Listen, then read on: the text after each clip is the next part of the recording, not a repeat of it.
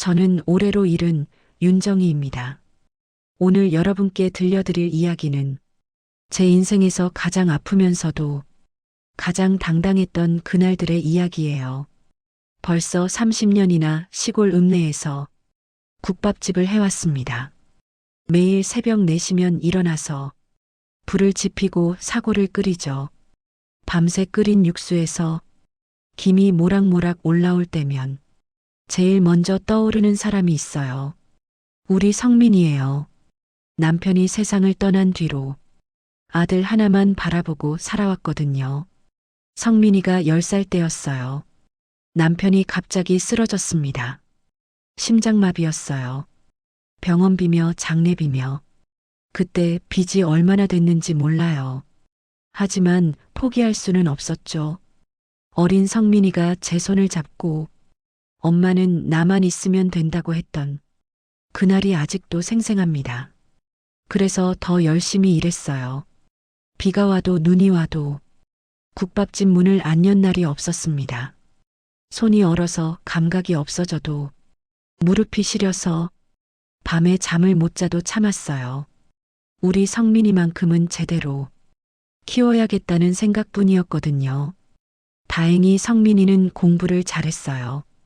서울 좋은 대학도 나오고 지금은 공기업에서 과장까지 됐죠. 그런 아들이 얼마나 자랑스러운지 몰라요. 제가 평생 국을 끓인 보람이 있다 싶었어요. 그런데 최근에 성민이가 결혼한다고 했습니다.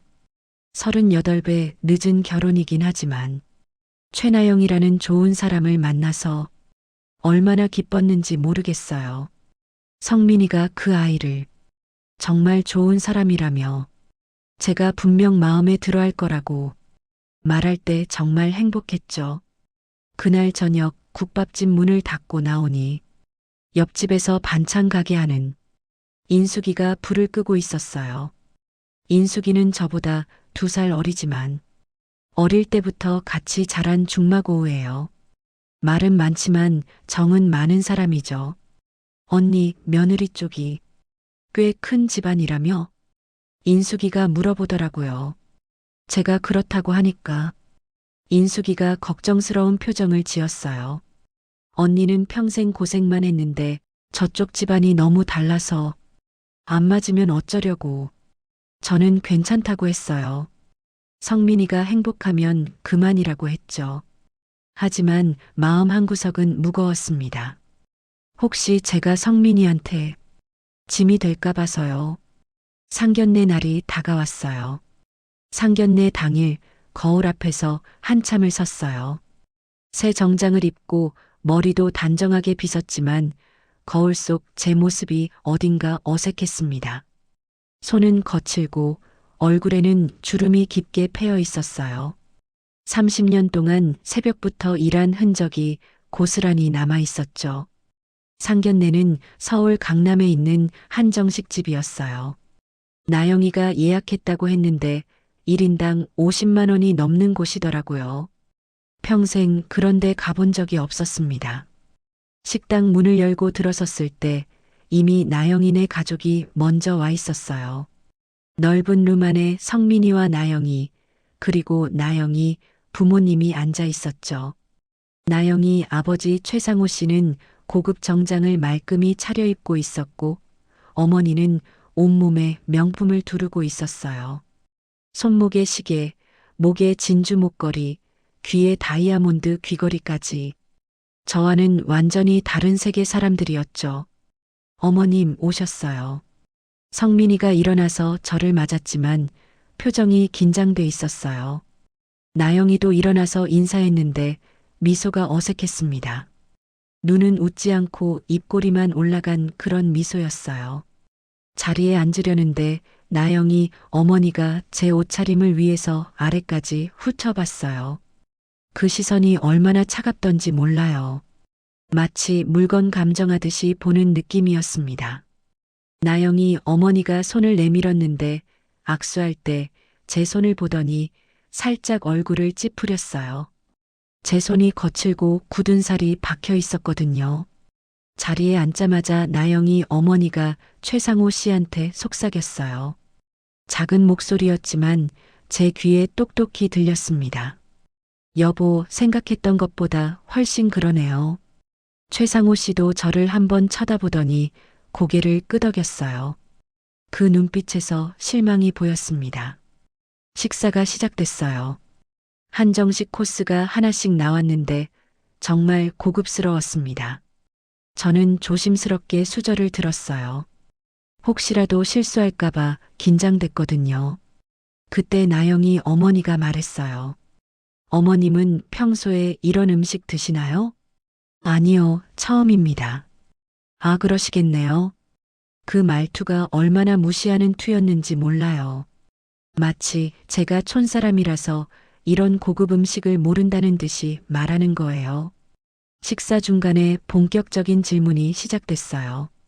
나영이 어머니가 물어봤습니다. 어머님은 무슨 일 하세요? 국밥집 하고 있습니다. 아, 국밥집이요. 그 순간 나영이 어머니와 최상호 씨가 눈빛을 교환했어요. 그리고 나영이도 잠깐 당황한 표정을 지었죠. 마치 뭔가 큰 문제를 발견한 것처럼 보였습니다. 혼자 하세요? 네, 혼자요. 그럼 직원은 없으시고요? 네, 제가 다 합니다. 나영이 어머니가 한숨을 쉬는 소리가 들렸어요. 그리고 나영이한테 말했습니다. 나영아, 물 좀 가져다 줄래? 나영이가 일어나자 나영이 어머니도 함께 일어났어요. 둘이 밖으로 나가더라고요. 그런데 문을 닫을 때 완전히 닫지 않아서 복도에서 하는 말이 들렸습니다. 엄마, 나 몰랐어. 성민이가 어머니가 장사하신다고만 해서. 장사라길래 나도 뭔가 사업하시는 줄 알았지. 국밥집이라니. 우리 체면이 어떻게 되겠니? 엄마, 근데 성민이는 괜찮은 사람이잖아. 괜찮긴 뭐가 괜찮아. 결혼은 집안끼리 하는 거야. 시어머니가 국밥집 하는 사람이면 우리 친척들이 뭐라고 하겠어? 그 말을 듣는 순간 가슴에 칼이 꽂히는 것 같았어요. 손이 떨려서 수저를 내려놨습니다. 성민이가 제 얼굴을 보더니 창백해졌어요. 엄마, 괜찮으세요? 저는 고개를 끄덕였지만 정말 괜찮지 않았어요. 눈물이 날 것 같았지만 참았습니다. 나영이와 나영이 어머니가 다시 들어왔어요. 표정이 전보다 더 차가워져 있었죠. 식사가 계속됐는데 이제는 최상호 씨가 성민이한테만 이야기하기 시작했어요. 자네, 지금 공기업 자재구매부에서 일한다고 했지? 네, 그렇습니다. 그쪽이면 외부 업체들이랑 계약 업무를 많이 하겠네? 네, 주로 건설 자재 납품 관련 계약을 담당합니다. 최상호 씨의 눈빛이 변했어요. 뭔가 계산하는 표정이었죠. 앞으로 우리 회사 일에 자네가 도와줄 일이 생길 것 같네.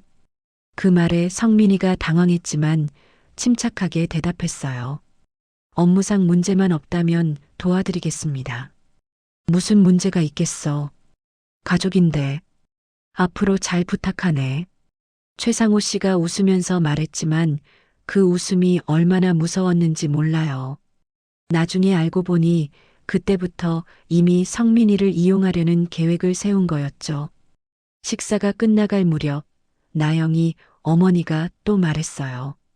참, 결혼식은 서울 그랜드 호텔에서 할 거예요. 우리 쪽 하객이 300명 정도 되거든요. 그리고는 저를 쳐다보면서 물었어요. 어머님 쪽 하객은 몇 분이나 되세요? 글쎄요, 많지 않을 것 같습니다. 그럼 대충 몇 명이나? 한 20명 정도요? 나영이 어머니가 코웃음을 쳤어요. 20명이요? 그 정도면 거의 없는 거네요. 우리 쪽만 300명인데. 상견례를 하는 동안 마음이 불편해서 그저 빨리 이 자리가 끝났으면 좋겠다는 생각뿐이었죠. 상견례가 끝나고 집에 돌아오는 길 성민이가 미안하다고 했어요. 엄마, 오늘 분위기가 좀 어색했죠? 저쪽 집안이 원래 좀 그래요. 저는 괜찮다고 했어요. 하지만 정말 괜찮은 건 아니었습니다. 가슴 한구석이 답답했거든요. 그날 밤 혼자 국밥집에 앉아 있었어요. 낮에 있었던 일들이 계속 떠올랐습니다. 시골 음식은 입맛에 안 맞는다던 그 말, 저를 거들떠보지도 않던 그 눈빛들. 30년 동안 이렇게 열심히 살아왔는데 결국 이런 취급을 받는구나 싶어서 눈물이 났어요. 하지만 저는 울지 않았습니다. 대신 마음속으로 다짐했어요. 성민이가 행복하면 그만이라고.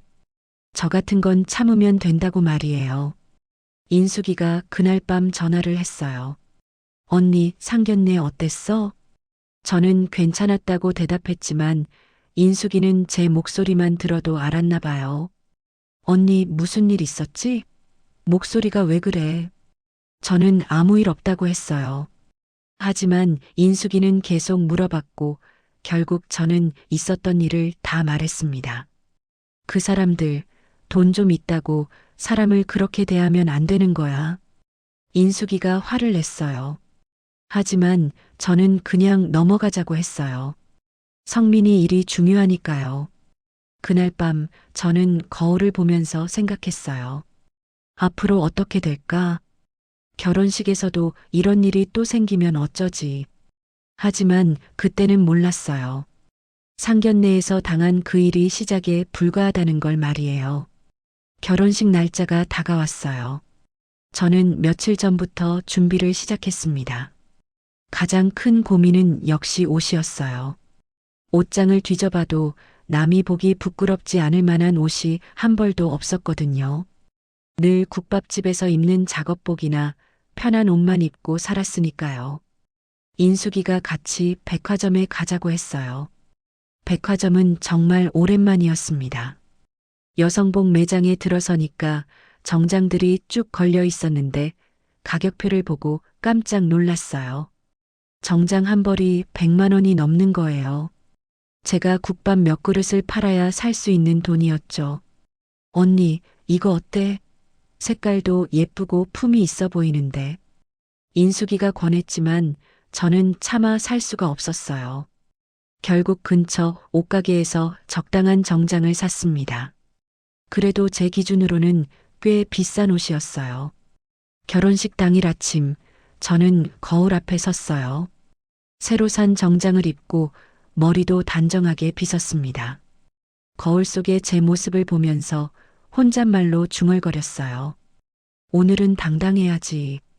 이 손으로 아들 키웠잖아. 하지만 마음 한구석은 여전히 불안했어요. 혹시 또 상견례 때처럼 무시당하면 어쩌나 하는 걱정이 들었거든요. 서울로 가는 기차 안에서 성민이한테 전화가 왔어요. 엄마, 지금 어디세요? 식장에 일찍 오시면 안 돼요. 사진 찍고 준비하는 시간이라서요. 저는 알겠다고 대답했어요. 하지만 그 말 속에 담긴 의미가 뭔지 어렴풋이 느껴졌습니다. 제가 일찍 가면 나영이 쪽 사람들한테 뭔가 불편할 거라는 뜻이겠죠. 결혼식장에 도착했을 때 그 광경을 평생 잊을 수가 없을 것 같아요. 서울 시내 최고급 호텔이었습니다. 높은 천장에 화려한 샹들리에가 달려있고 바닥은 대리석으로 반짝반짝 빛이 났어요. 제가 평생 가봤던 곳 중에 가장 화려한 곳이었죠. 입구에 서서 한참을 올려다봤습니다. 정말 꿈 같았어요. 우리 성민이가 이런 곳에서 결혼식을 올리다니. 하지만 동시에 제 옷차림이 더 초라하게 느껴졌어요.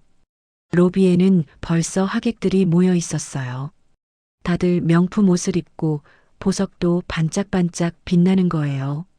저만 혼자 동네 옷가게에서 산 정장을 입고 있으니까 얼마나 초라했는지 몰라요. 웨딩 플래너가 다가와서 신랑 어머니인지 물어보더니 예식장 안으로 안내해줬어요. 예식장 안은 더 화려했습니다. 꽃으로 장식된 버진 로드, 하얀 리본으로 묶인 의자들, 그 모든 게 제게는 낯설고 멀게만 느껴졌어요. 저는 앞쪽 자리에 앉았어요. 신랑 어머니 자리였거든요. 하지만 주변 사람들이 저를 보는 시선이 느껴졌습니다. 수군거리는 소리도 들렸어요. 저분이 신랑 어머니신가? 시골에서 국밥집 하신다던데. 그 말들이 칼처럼 가슴을 찔렀지만 저는 모른 척 했어요. 그냥 웃으면서 앉아 있었죠. 드디어 결혼식이 시작됐습니다. 성민이가 턱시도를 입고 나타났을 때 정말 자랑스러웠어요. 제가 키운 아들이 이렇게 멋있게 성장했다니. 눈물이 핑 돌았습니다. 나영이도 정말 아름다웠어요. 하얀 웨딩드레스를 입고 들어오는 모습이 공주님 같았죠. 성민이와 나영이가 단상에 나란히 서 있는 모습을 보니까 가슴이 벅찼어요. 식이 진행되는 동안 저는 계속 눈물을 닦았습니다. 행복한 눈물이었어요. 하지만 동시에 뭔가 서운한 마음도 들었어요. 성민이가 한 번도 제 쪽을 쳐다보지 않는 것 같았거든요. 식이 끝나고 사진 촬영 시간이었어요. 사회자가 말했습니다. 먼저 양가 가족 사진을 찍겠습니다.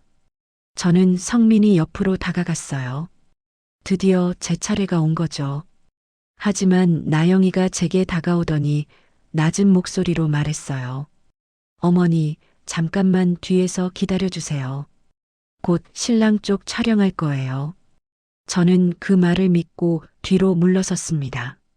나영이 부모님과 친척들이 단상에 올라가서 사진을 찍었어요. 화려한 옷을 입은 사람들이 환하게 웃으며 포즈를 취했죠. 사진 촬영이 끝났어요. 그런데 사회자가 말했습니다. 이제 피로 연장으로 이동하겠습니다. 저는 당황했어요. 신랑 쪽 가족 사진은 언제 찍는 거죠? 웨딩 플래너에게 물어보니까 난처한 표정을 지으며 말했어요. 죄송합니다만 촬영 일정이 이미 다 끝났습니다. 그제야 깨달았어요. 처음부터 저를 빼고 찍을 계획이었다는 걸.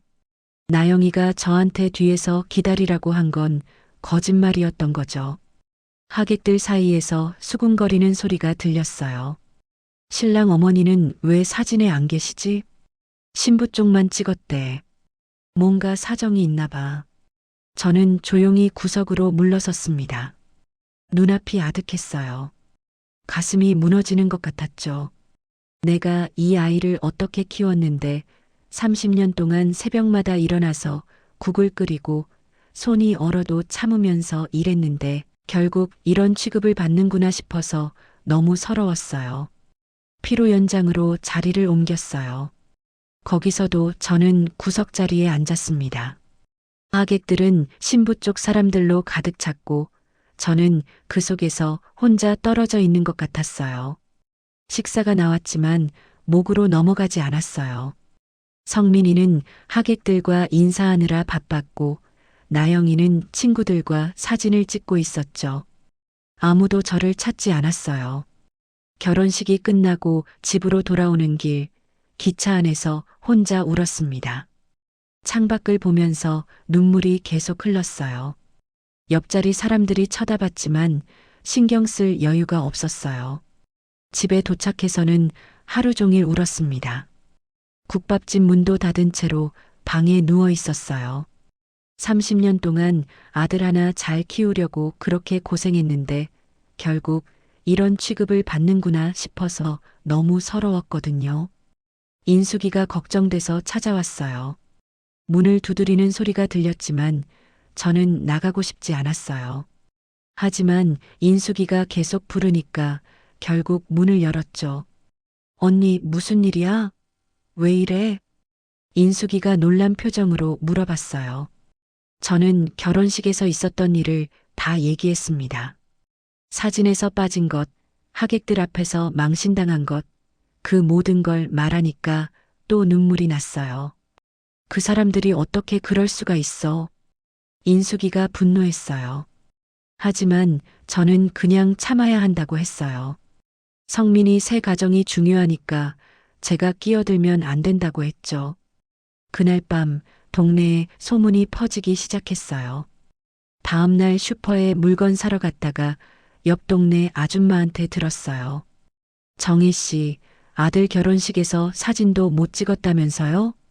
벌써 소문이 여기까지 퍼진 거죠. 제가 해명하려고 했지만 소문이라는 게 한번 퍼지기 시작하면 걷잡을 수가 없더라고요. 장터에 나가면 다른 상인들이 수군거리는 소리가 들렸어요. 아들이 출세했는데 어머니를 그렇게 대하면 안 되는데 요즘 며느리들이 다 그렇대. 그 말들이 동정하는 척하면서도 구경거리 취급하는 느낌이었죠. 저는 그냥 웃으면서 넘어갔지만 속으로는 얼마나 창피했는지 몰라요. 가장 힘든 건 성민이가 연락을 안 한다는 거였어요.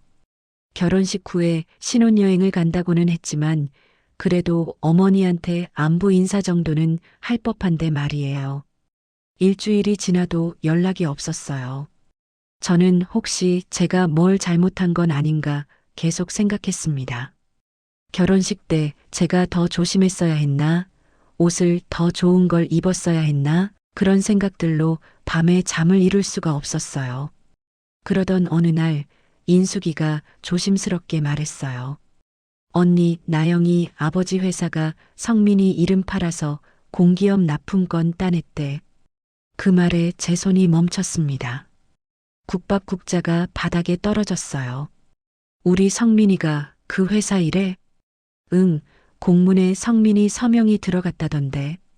성민이가 근무하는 공기업이랑 대진건설이 계약을 맺었다며. 그 순간 머릿속이 하얘졌어요. 결혼식에서 저를 그렇게 대했던 이유를 알 것 같았습니다. 처음부터 성민이를 이용하려고 한 거였어요. 저 같은 시골 어머니는 방해물일 뿐이었던 거죠. 그날 밤 혼자 국밥집에 앉아 있었어요. 텅 빈 가게 안에서 한숨이 길게 새어나왔습니다.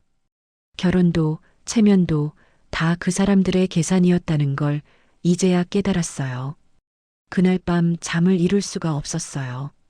인숙이가 해준 말이 계속 머릿속을 맴돌았습니다. 우리 성민이가 이용당하고 있다니. 제가 키운 아들이 누군가의 도구로 쓰이고 있다는 게 믿기지 않았어요. 다음 날 아침 일찍 인숙이가 또 찾아왔어요. 손에 신문을 들고 있었죠. 언니, 이것 봐. 여기 기사 났어.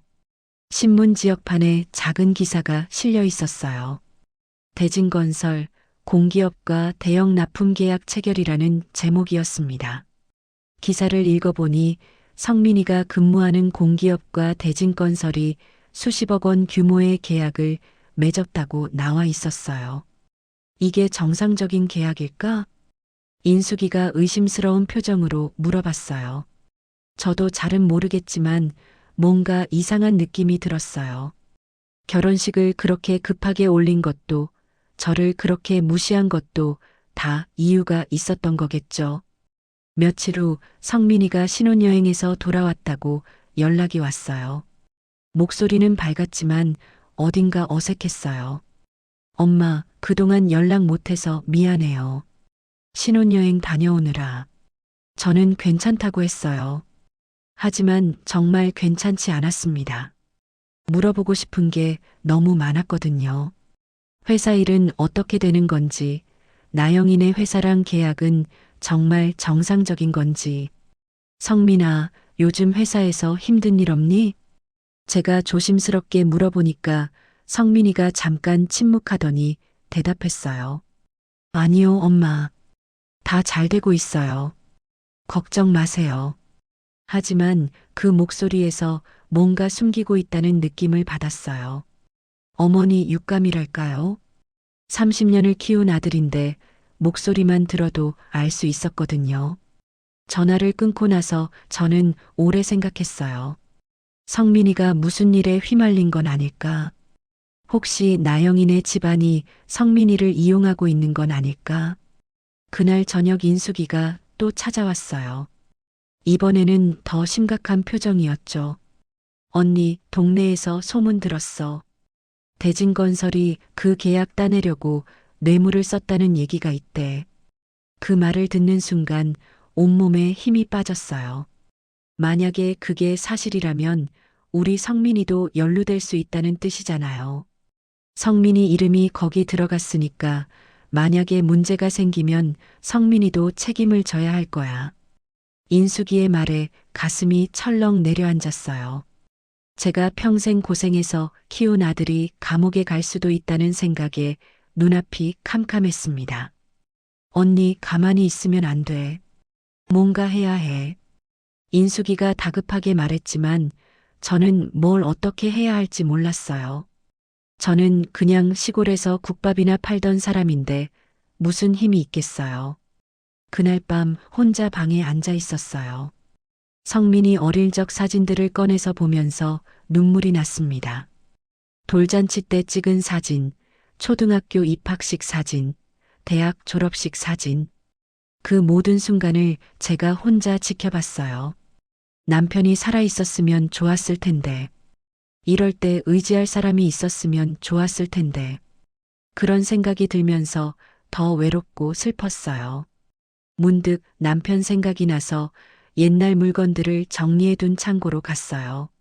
먼지 쌓인 상자들을 뒤지다가 오래된 금고를 발견했습니다. 남편이 생전에 중요한 서류들을 보관하던 금고였어요. 비밀번호는 성민이 생일이었어요. 번호를 누르니까 금고가 열렸습니다. 안에는 오래된 서류철이 가득 들어 있었어요. 토지 등기부 등본, 은행 통장, 그리고 주식 증서들이 나왔어요. 서류들을 하나하나 펼쳐보는데 손이 떨렸습니다. 남편이 젊었을 때 투자해둔 주식들이었어요. 그 중에 눈에 띄는 게 있었습니다. 대진건설 초기 주식 증서였어요. 남편이 30년 전에 그 회사가 막 시작할 때 투자했던 거였죠. 여보, 당신이 이걸 남겨뒀구나. 혼잣말로 중얼거리면서 서류를 자세히 봤어요. 주식 수량이 꽤 많았습니다. 30년 전에는 작은 돈이었겠지만 지금은 어느 정도 가치가 있을 것 같았어요. 다음 날 아침 일찍 증권사에 전화를 걸었어요. 담당자가 친절하게 응대했습니다. 대진건설 주식 보유 현황을 확인하고 싶으신가요? 제가 주식 증서 번호를 알려주니까 담당자가 잠시 확인하더니 놀란 목소리로 말했어요. 고객님, 이 주식들이 현재 상당한 가치가 있습니다. 정확한 금액을 확인해 드리겠습니다. 잠시 후 담당자가 다시 전화를 걸어왔어요. 고객님, 현재 보유하신 주식의 시가총액이 약 50억 원 정도 됩니다. 그 말을 듣는 순간 전화기를 놓칠 뻔했어요. 50억? 제가 평생 국밥을 팔아도 벌 수 없는 돈이었죠. 그리고 고객님, 현재 대진건설 주식을 추가로 매입하실 생각이 있으신가요? 요즘 주가가 많이 올랐는데 투자 가치가 있어 보입니다. 저는 잠시 생각했어요. 만약에 제가 주식을 더 사들이면 어떻게 될까? 혹시 회사 경영에 영향을 줄 수 있을까? 제가 지금 얼마나 더 사야 최대 주주가 될 수 있나요? 담당자가 놀란 듯 잠시 침묵하더니 대답했어요. 현재 최대 주주는 최상호 대표로 지분율이 약 30%입니다. 고객님이 현재 약 8%를 보유하고 계시니까 추가로 23% 정도를 매입하시면 최대 주주가 되실 수 있습니다. 그럼 얼마나 필요한가요? 대략 150억 원 정도 필요합니다. 150억? 엄청난 돈이었지만 저는 이미 마음을 정했어요. 제가 가진 다른 자산들을 확인해 주실 수 있나요? 담당자와 통화하면서 남편이 남긴 모든 자산을 확인했어요. 토지, 예금, 다른 주식들까지 합치니까 총 200억 원이 넘었습니다. 남편이 평생 조금씩 모아둔 돈이었어요. 저는 그 돈으로 대진건설 주식을 사들이기로 결심했어요. 하지만 조용히 해야 했습니다. 아무도 모르게 말이에요. 담당자님, 제 이름이 드러나지 않게 주식을 매입할 수 있나요? 물론입니다. 차명 계좌를 이용하시면 됩니다. 그렇게 저는 몇 달 동안 조용히 주식을 사들이기 시작했어요. 매일 신문 경제면을 오려서 대진건설 관련 기사를 모았습니다. 회사 상황을 파악하기 위해서였죠. 인숙이가 물어봤어요. 언니, 요즘 뭐 하는 거야? 신문도 보고 뭔가 열심히 공부하던데. 저는 그냥 공부 좀 하고 있다고 대답했어요. 아직 아무한테도 말할 수 없었거든요. 몇 달이 지나면서 제 지분율은 점점 올라갔어요. 20%, 25%, 30%. 드디어 최상호 대표를 넘어섰습니다. 증권사 담당자가 전화를 걸어왔어요. 고객님, 축하드립니다. 이제 대진건설의 최대 주주가 되셨습니다. 지분율 35%입니다. 그 말을 듣는 순간 가슴이 두근거렸어요. 이제 진짜 시작이구나 싶었죠. 인숙이가 또 찾아왔어요. 걱정스러운 얼굴로 물어봤어요. 언니, 성민이 일은 어떻게 할 거야? 그냥 가만히 있을 거야? 저는 인숙이를 보며 말했어요. 아니, 이제 움직일 거야. 우리 성민이 지키려고. 어떻게?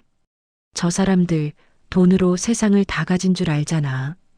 이제 진짜 누가 위에 있는지 보여줄 때야. 인숙이가 무슨 말인지 모르겠다는 표정을 지었지만 저는 더 설명하지 않았어요. 때가 되면 다 알게 될 테니까요. 그날 밤 거울을 보면서 생각했어요.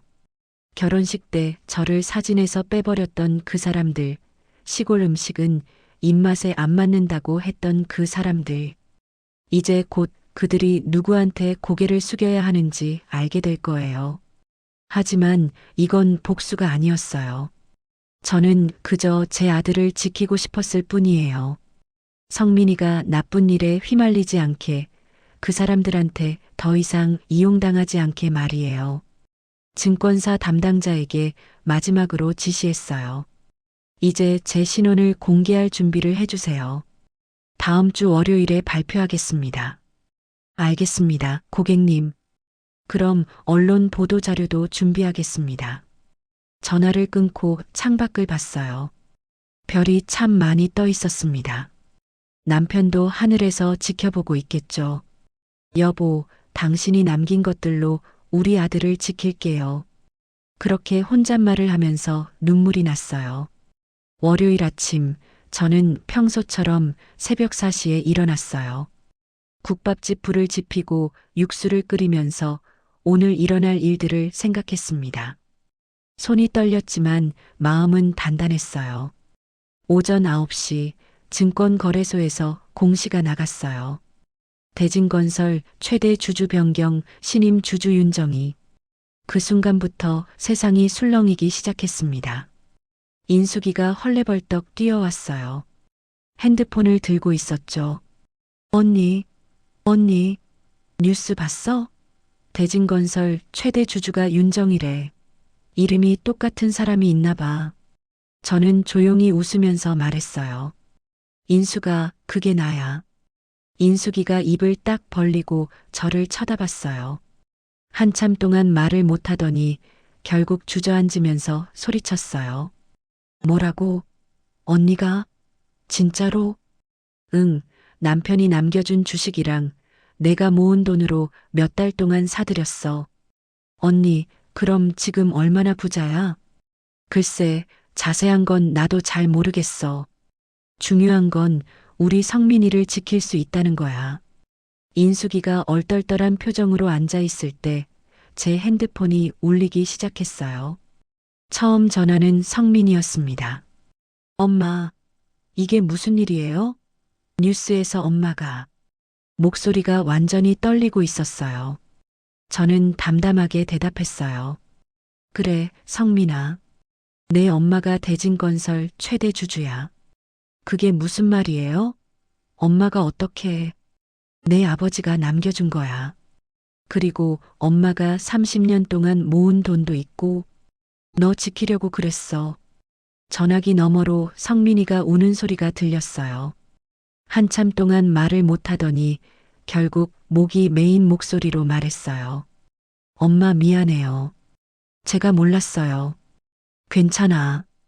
이제 알았으면 됐어. 두 번째 전화는 최상호 씨였어요. 목소리가 예전과는 완전히 달랐습니다.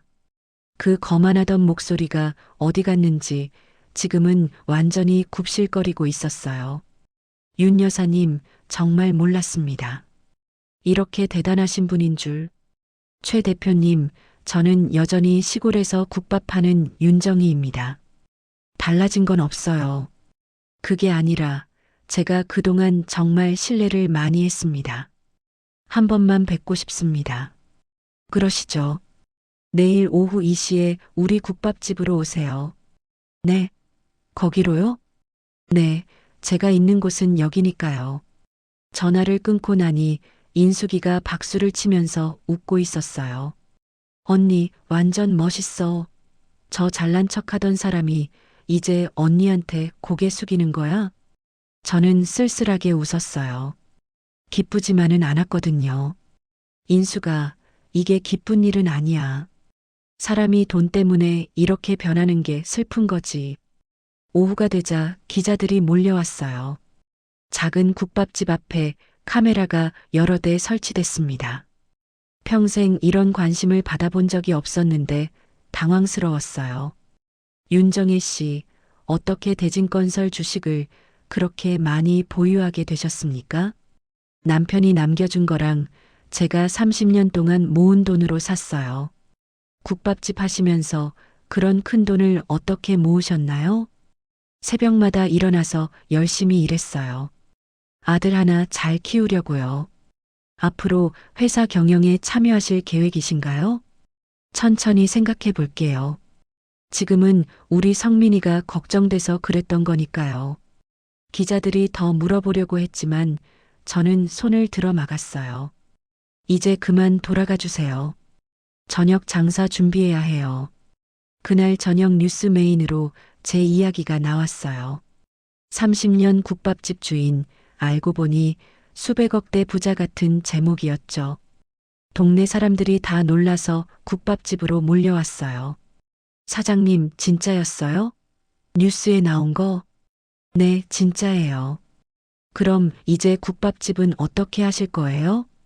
계속 할 거예요. 이게 제 자리니까요.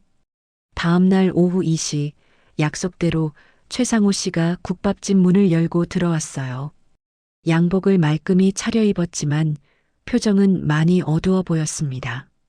뒤에는 나영이와 나영이, 어머니도 함께 왔더라고요. 저는 평소처럼 앞치마를 두르고 있었어요. 최상호 씨가 조심스럽게 인사했습니다. 윤 여사님, 찾아뵙게 되어 영광입니다. 앉으세요. 국밥 드실래요? 아, 네, 감사합니다.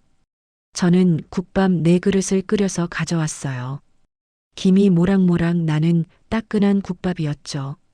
최상호 씨 가족은 어색한 표정으로 숟가락을 들었어요. 그날 상견례 때 제 음식이 입맛에 안 맞는다고 하셨죠? 제가 조용히 말하자 나영이 어머니가 얼굴이 빨개졌어요. 그건 정말 죄송합니다. 제가 잘못 생각했습니다. 뭘 잘못 생각하셨어요? 사람을 겉모습으로만 봤습니다. 지금은 겉모습이 달라 보이나요? 저는 여전히 국밥집 주인이에요. 달라진 건 여러분이 제 통장 잔고를 알게 됐다는 것뿐이죠. 최상호 씨가 고개를 숙였어요. 윤 여사님, 정말 송구스럽습니다. 결혼식 때도 그렇고 그동안 정말 신뢰를 많이 했습니다. 결혼식 때 사진에서 저를 빼신 이유가 뭐였죠? 나영이가 눈물을 글썽이면서 대답했어요. 어머니, 제가 정말 잘못했어요. 그때는 제가 너무 어리석었어요. 체면만 생각했어요. 체면이라 사람을 밟아야 지켜지는 체면이면 그게 뭐가 귀해요? 제 말에 세 사람 다 고개를 들지 못했어요. 한참 침묵이 흘렀습니다. 최 대표님, 솔직하게 물어볼게요. 우리 성민이한테서 뭘 원하셨어요? 최상호 씨가 당황한 표정을 지었어요. 그게 무슨 말씀이신지. 공기업 납품 계약 말이에요. 성민이 이름 이용하신 거 다 알아요. 그 말에 최상호 씨의 얼굴이 창백해졌어요. 그건 사업상 필요한 일이었습니다. 성민이 사위가 공기업에 근무하니까 신뢰도가 높아질 거라고 생각했습니다. 신뢰도가 아니라 편법이죠. 성민이를 방패막이로 쓴 거잖아요. 죄송합니다. 정말 잘못 생각했습니다. 저는 국밥 한 숟갈을 떠서 입에 넣었어요. 여전히 제가 끓인 국밥이 제일 맛있었습니다. 이 국밥이 제 인생이에요. 돈이 많아져도 저는 이 자리를 지킬 겁니다. 하지만 최 대표님은 이제 당신이 만든 자리에서 내려오셔야 해요. 그게 무슨 말씀이신지. 대표직에서 물러나세요. 저한테 경영권을 넘기세요. 최상호 씨가 충격을 받은 표정으로 저를 쳐다봤어요. 윤 여사님, 그건 제가 평생 일궈온 회사입니다. 아시겠지만 저는 지금 최대 주주예요. 언제든지 대표님을 해임할 수 있죠. 하지만 저는 그렇게 잔인하게 하고 싶지 않아요. 그럼 명예회장으로 남으세요. 대신 실질적인 경영은 전문 경영인에게 맡기세요. 그리고 성민이를 이용한 그 계약은 취소하세요. 최상호 씨가 한참 동안 고민하더니 결국 고개를 끄덕였어요. 알겠습니다. 윤 여사님 말씀대로 하겠습니다. 그리고 한 가지 더. 우리 성민이한테 사과하세요. 진심으로요. 물론입니다. 정말 죄송합니다. 나영이가 울면서 말했어요. 어머니, 저도 정말 잘못했어요. 앞으로는 진심으로 어머니를 모시겠어요. 저는 나영이를 보면서 말했어요. 나영아, 사과는 받아줄게. 하지만 진심은 말이 아니라 행동으로 보여주는 거야. 시간을 두고 지켜볼게. 그날 이후 모든 게 빠르게 진행됐어요. 대진건설은 일주일 안에 경영권 이양 절차를 밟았습니다. 전문 경영인이 새로 영입됐고 최상호 씨는 명예회장으로 물러났어요. 그리고 성민이와 관련된 계약은 모두 취소됐습니다.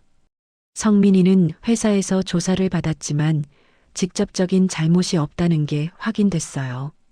그저 장인어른에게 이용당한 것뿐이었죠. 저는 대진건설 이사회 의장으로 선임됐어요.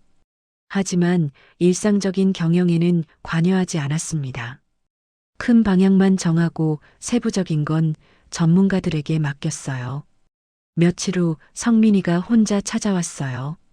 들어오자마자 제 앞에 무릎을 꿇었습니다. 엄마, 정말 죄송해요. 제가 너무 어리석었어요. 일어나, 성민아. 내 잘못은 아니야. 아니에요. 제가 엄마를 제대로 챙기지 못했어요. 결혼식 때도 그랬고 그 후에도 연락도 제대로 안 했잖아요. 저는 성민이를 일으켜 세웠어요.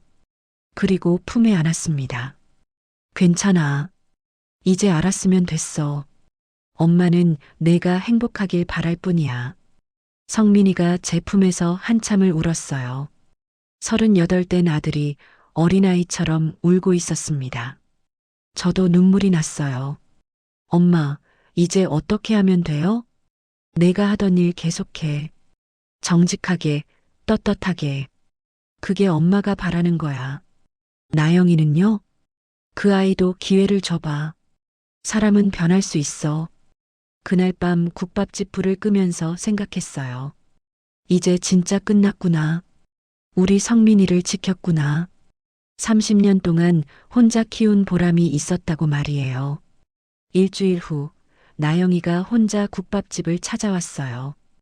오후 3시쯤이었는데 손님이 없는 시간이었죠. 문을 열고 들어서는 나영이의 모습이 많이 달라져 있었습니다. 화려한 옷 대신 수수한 원피스를 입고 있었어요. 어머니, 지금 시간 괜찮으세요? 조심스럽게 물어보는 목소리가 예전과는 달랐어요. 저는 앉으라고 손짓했습니다. 앉아. 국밥 먹을래? 네, 감사합니다. 저는 국밥을 끓여서 나영이 앞에 내려놨어요. 김이 모락모락 나는 따끈한 국밥이었죠. 나영이가 숟가락을 들어 국물 한 숟갈을 떴는데 손이 떨리고 있었어요. 어머니, 정말 맛있어요. 그래. 상견례 때는 입맛에 안 맞는다고 하더니 제 말에 나영이가 숟가락을 놓고 눈물을 흘렸어요. 어머니, 그땐 제가 정말 어리석었어요. 사람을 겉으로만 봤어요. 지금은 달라 보여? 아니요. 어머니는 그때나 지금이나 똑같으세요. 달라진 건 저예요. 제 눈이 달라진 거예요. 나영이가 국밥을 먹다가 또 눈물을 흘렸습니다.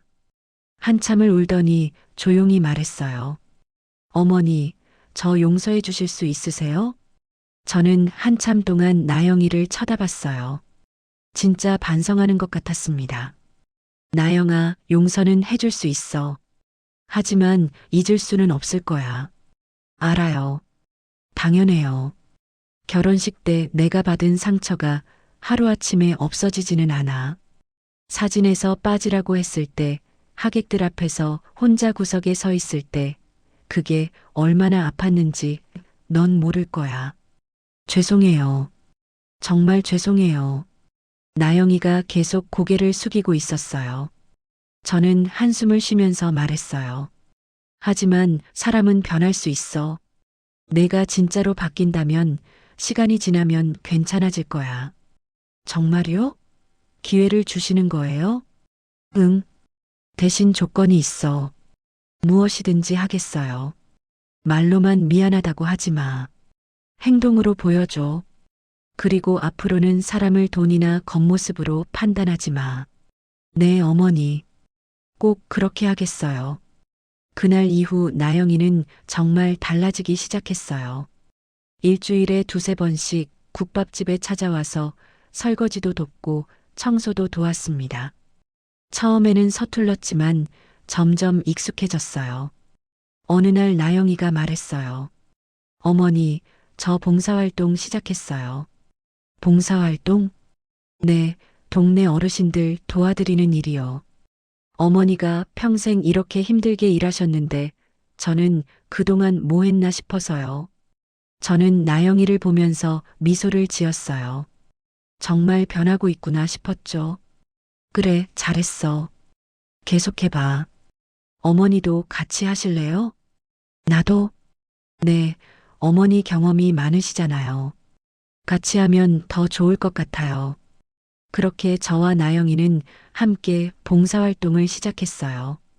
독거노인들 댁에 가서 청소도 도와드리고 식사도 챙겨드리고 말벗도 되어드렸죠. 어느 날 한 할머니가 제게 말씀하셨어요. 정혜 씨, 며느리가 참 착하네요. 정혜 씨 딸 같아요. 그 말을 듣고 나영이가 환하게 웃었어요. 저도 마음이 따뜻해졌습니다.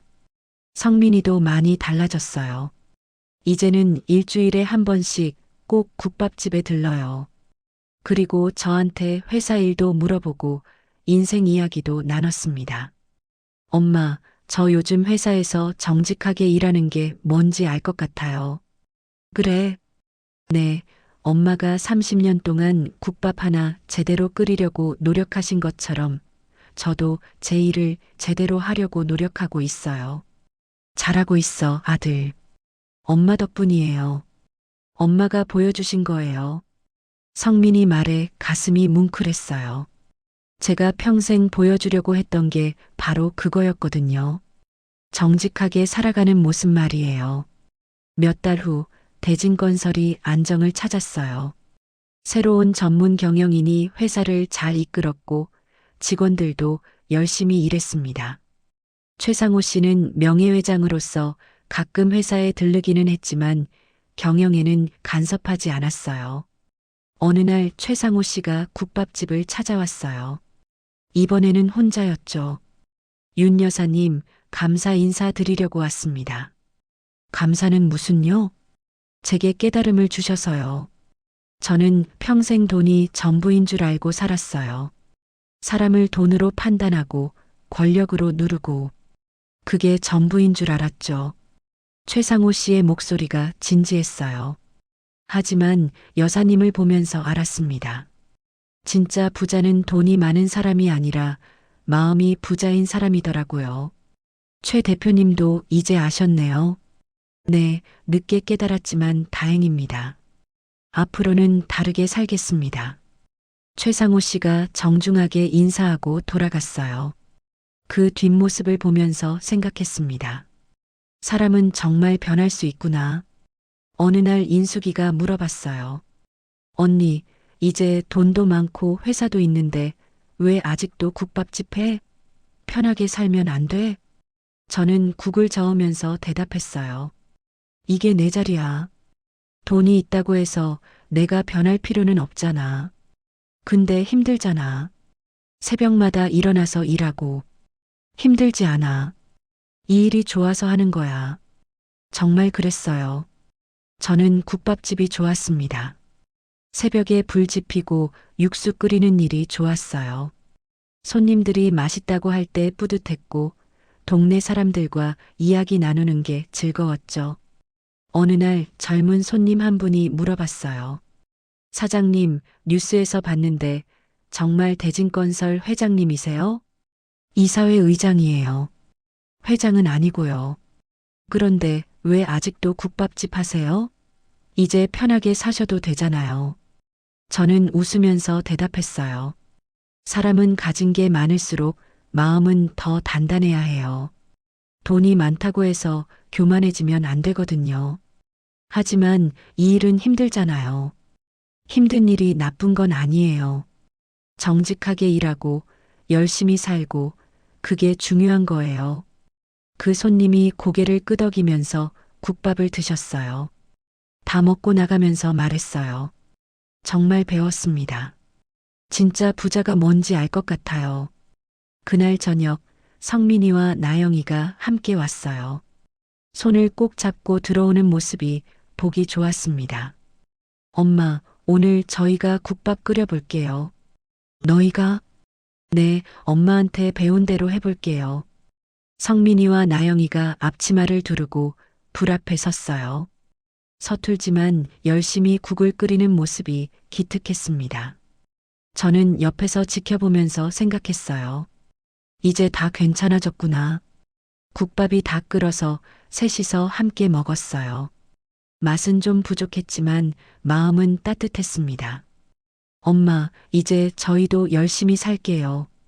엄마처럼요. 성민이 말에 나영이도 고개를 끄덕였어요. 네, 어머니. 저희도 정직하게, 겸손하게 살겠어요. 저는 두 사람을 보면서 미소 지었어요. 이게 제가 바라던 모습이었습니다. 며칠 후 대진건설에서 공식 행사가 있었어요. 새로운 출발을 알리는 자리였죠. 저도 참석했는데 기자들이 많이 왔더라고요. 윤 의장님, 앞으로 대진건설을 어떻게 이끌어 가실 계획이신가요? 정직하게요. 직원들을 존중하고 고객을 생각하고 사회에 기여하는 회사로 만들 거예요. 개인적으로는 어떻게 사실 계획이신가요? 여전히 국밥집 할 거예요. 그게 제 자리니까요. 기자들이 웃었어요. 하지만 저는 진심이었습니다. 행사가 끝나고 밖으로 나오는데 최상호 씨가 다가왔어요. 윤 의장님, 오늘 말씀 잘 들었습니다. 정말 배울 점이 많으십니다. 최 명예회장님도 이제 편하게 사세요. 네, 덕분에 인생을 다시 보게 됐습니다. 그날 밤 국밥집으로 돌아왔어요. 불을 켜고 청소를 하는데 마음이 편안했습니다. 이게 제 자리구나. 여기가 제가 있을 곳이구나. 인숙이가 들어오면서 말했어요. 언니, 오늘 행사 뉴스에 나왔더라. 완전 멋있던데? 그래. 근데 언니는 진짜 특이한 사람이야. 돈이 그렇게 많은데도 여전히 국밥집 하고. 이게 좋아서 그래. 돈이 많다고 해서 내가 하고 싶은 일을 안 할 필요는 없잖아. 그래도 신기해. 보통 사람들은 돈 생기면 다 변하던데. 돈은 사람을 변하게 할 수도 있고 안 변하게 할 수도 있어. 마음먹기 나름이야. 인숙이가 고개를 끄덕이면서 돌아갔어요. 저는 혼자 남아서 내일 쓸 재료들을 준비했습니다.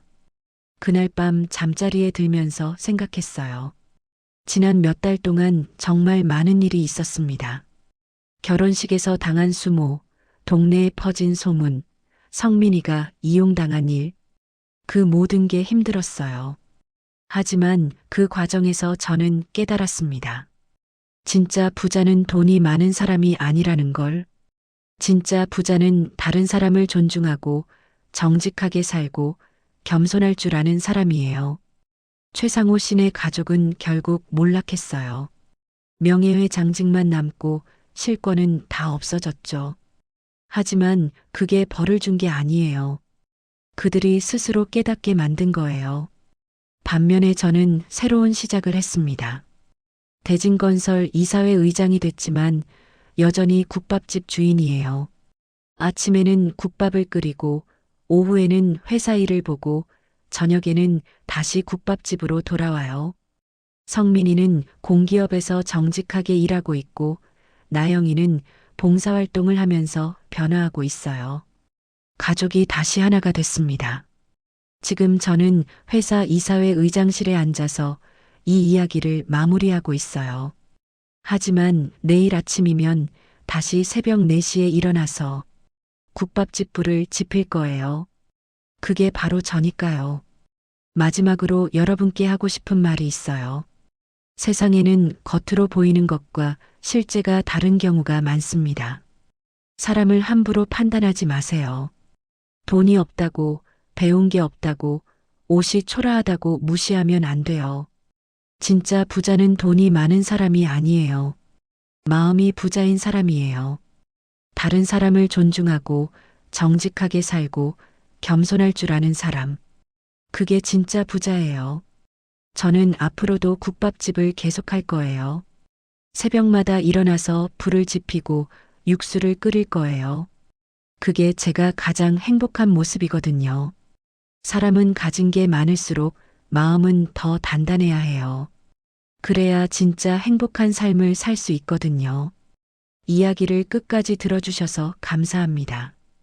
다음 이야기에서도 따뜻한 마음 전해드릴게요. 여러분의 구독과 좋아요 한 번이 제게 큰 힘이 됩니다.